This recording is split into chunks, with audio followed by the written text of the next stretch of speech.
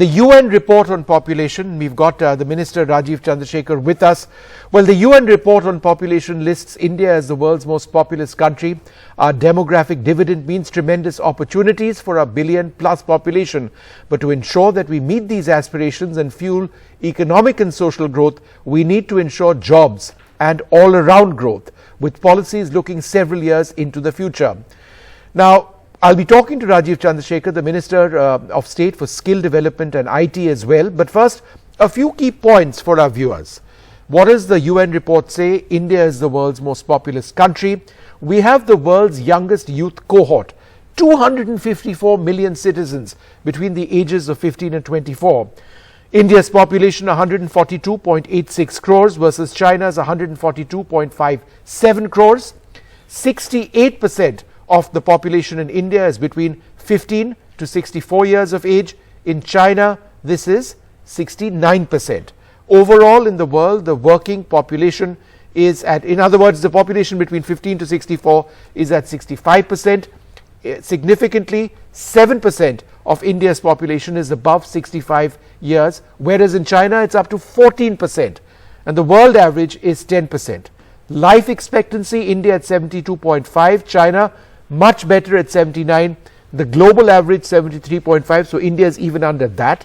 But India's population projection is that we'll start with a declining population from 2060 onwards. Till then, it's growth and hopefully positive growth.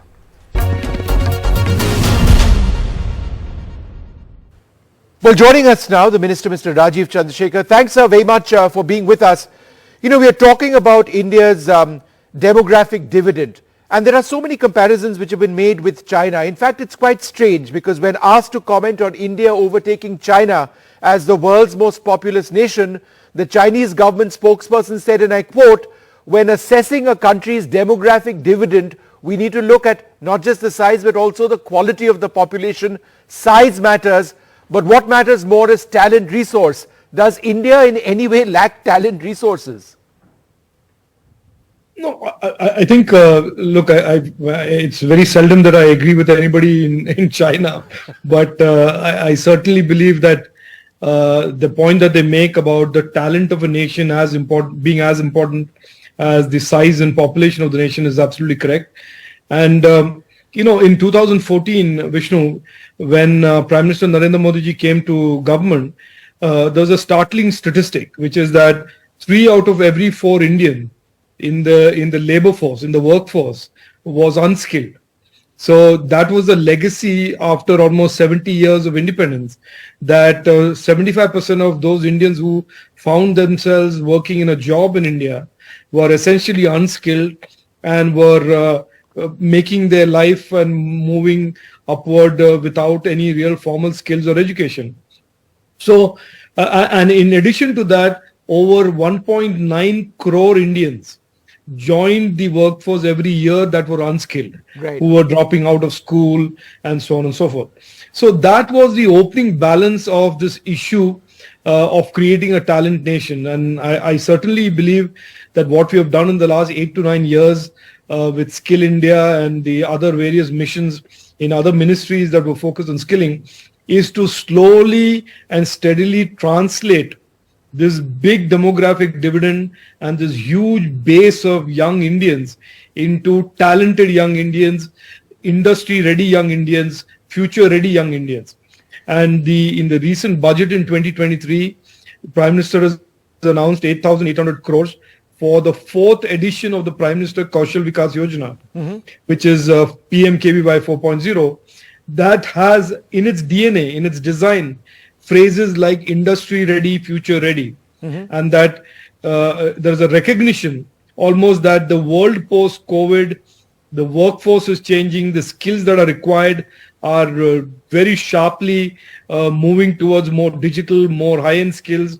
And now the more recent phenomenon of AI and the disruptions that AI is creating in its wake certainly lend more strength to the Prime Minister's strategy that we need to create a future-ready talent pool in India. We'll talk about AI in a moment because I know you've spoken about it and you focus on it a lot. But let's also talk about jobs overall. We are now the fastest growing major economy in the world, but according to some reports, India will need about 9 million new jobs every year to keep pace. When that doesn't happen, people rely on the old fallback option, agriculture. So the question is this: are jobs keeping pace? No, so I think this is a interesting problem to have if you look at it very academically, but it's a real political challenge as well. That as the aspiration, first of all, as the population of young Indians increase, as their aspirations increasingly are redesigned and reimagined, that the opportunities that are available to them also keep pace with that. And I think that has been a tremendous challenge generally.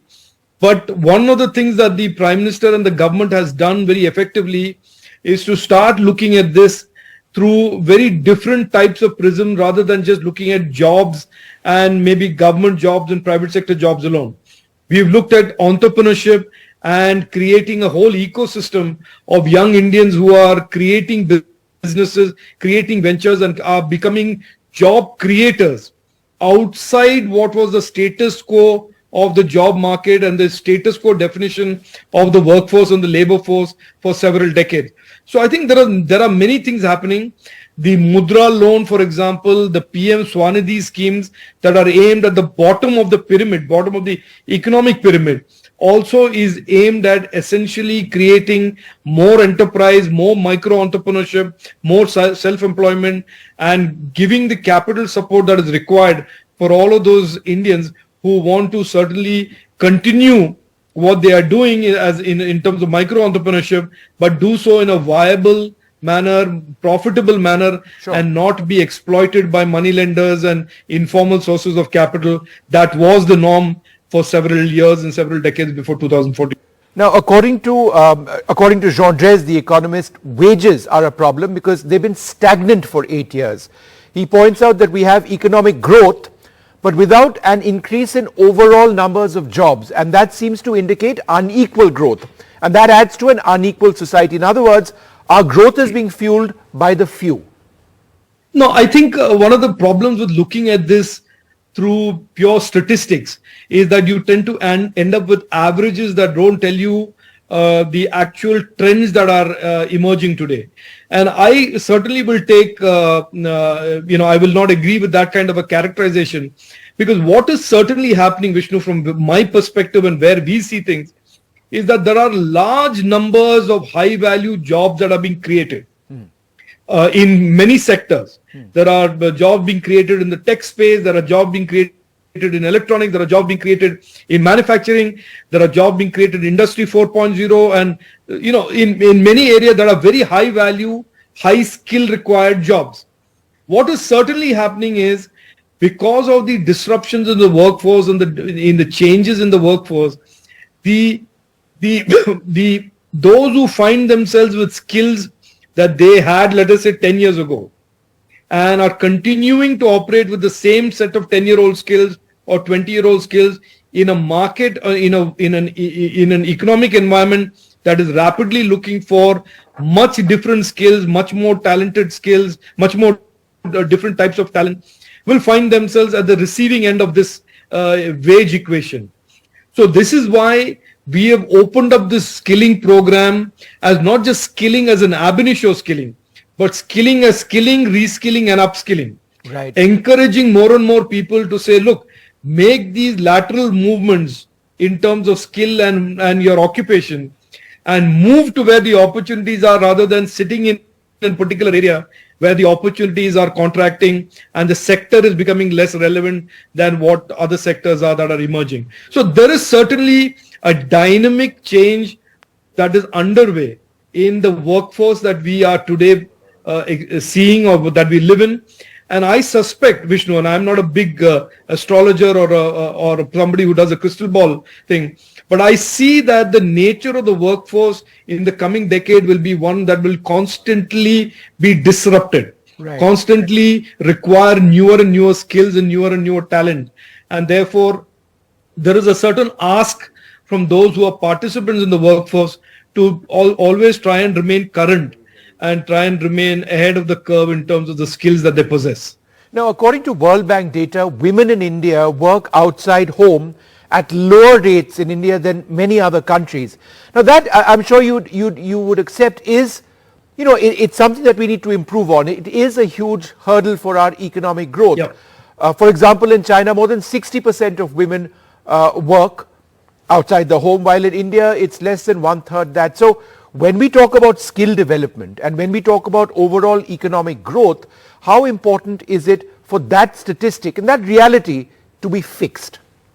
No, I think it is absolutely clear, and I think it's not something that anybody will argue with, that women in India have been a large percentage of the participants in the informal sector, and therefore they've been protected less by social security. They've been a lot more, in a sense, living in volatility, and therefore also less exposed to or having access to skills. But at the same time, I want to say this, Vishnu, and I use this as an example Sure. because Tim Cook just visited India and he just left. If you look at one of the fastest growing segments of our economy, which is electronics manufacturing, which has created over the last 2 years, one company alone has created over 1 lakh jobs. 70% of those are women.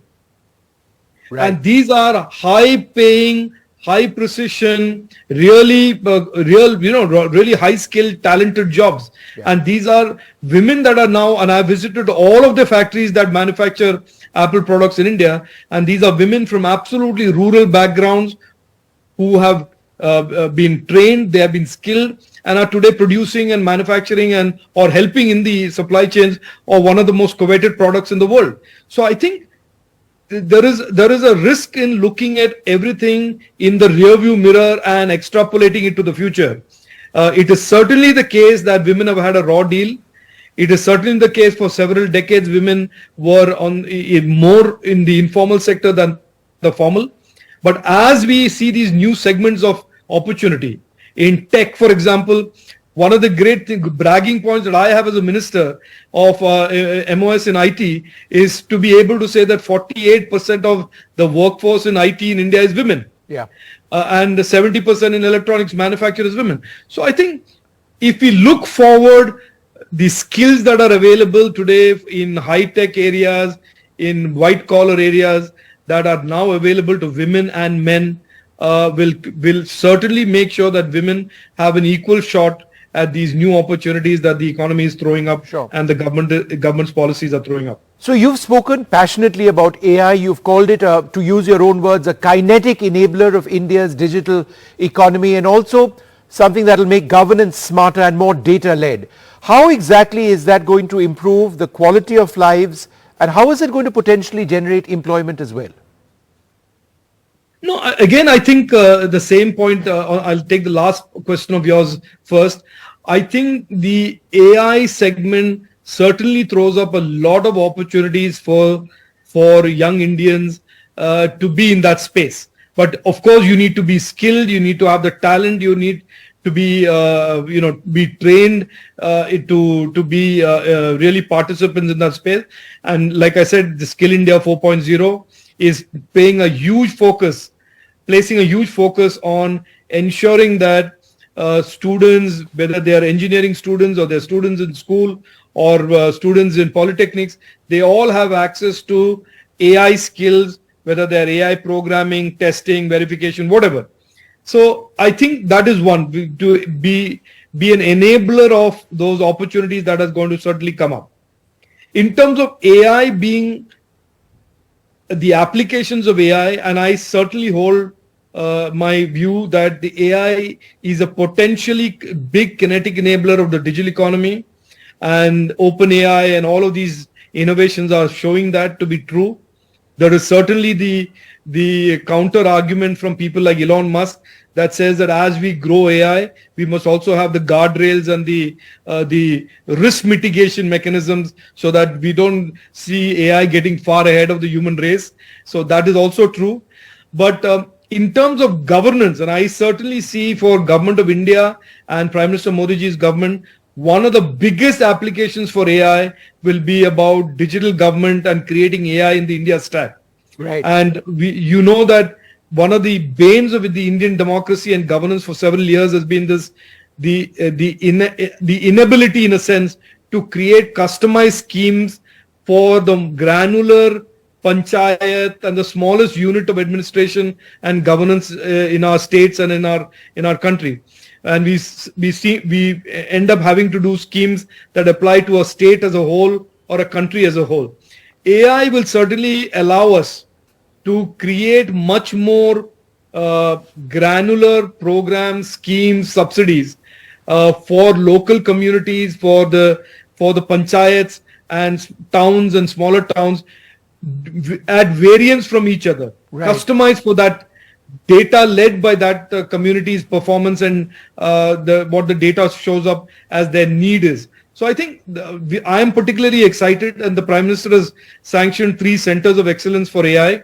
One of the centers of excellence is going to totally focus on India Stack and governance applications to make, as the Honorable Prime Minister said, make our governance of the India Tech-Ed be more data-led and more intelligent and more AI-led.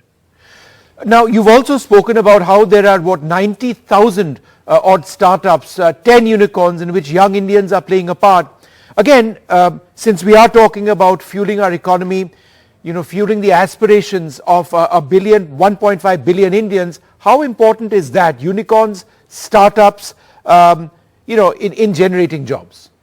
Oh, it's a very important part of this new India's economic model, Vishnu. And I say this because if you just look back at what the economic model used to be in the past, it used to be built around a concentration of 5 or 10 or 15 groups.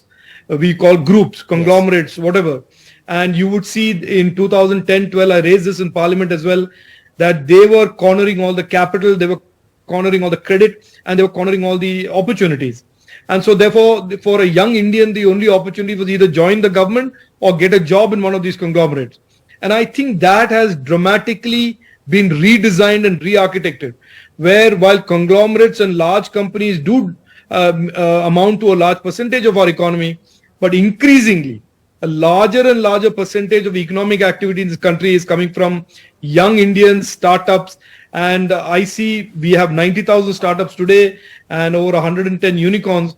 But if you just look forward to the next 5 years, I think that number 90,000 will be in the range of 4, 5, 7 lakhs of startups. And that will become increasingly a larger piece of the GDP compared to where we are today. I think the digital economy currently amounts to about 7 to 8% of the GDP, and the target that the Prime Minister has set for 25-26 is that it should amount to 20% of the GDP. So you can see that type of digital economy growth will only come from startups. Right. It'll only come from young Indians and innovators and that their energy and their passion and their creativity.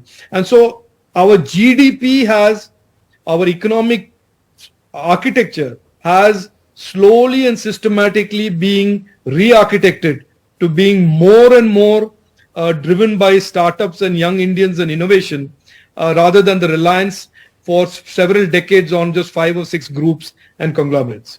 Now, Tim Cook has been here in India. Is there a real sense that a lot of high tech, whether it's manufacturing or otherwise, is in the process of shifting from China to India? And as far as Apple is concerned, is it your belief that is actually taking place, that India will be the largest manufacturing center? Look, one of the great things about being in this job, Vishnu, is to enjoy the feedback from people like Tim Cook and Pat Gelsinger and all of these big leaders of the technology world as we know it, come to India and very honestly say we are so impressed with what India is doing.